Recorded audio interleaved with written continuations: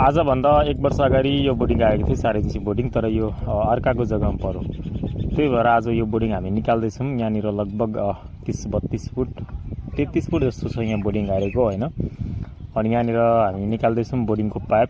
Total फलामको pipe रहेछ, यो ठोकुवा बोर्डिङ हो।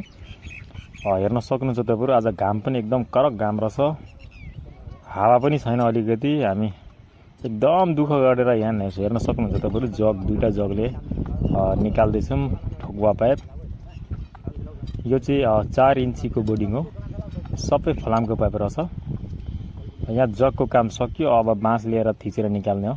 अब आइहाल्छ, लगभग यहाँनिर 7-8 फुट जस्तो निक्लिसक्यो होइन।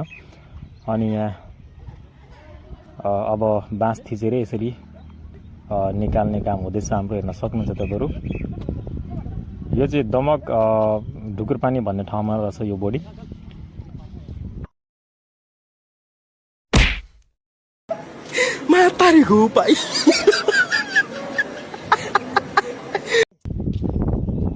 यहाँनिर लगभग 10-12 फुट जस्तो निक्लिसकेको छ। अब यो 20 फुटको पाइप निकाल्ने काम हुँदैछ।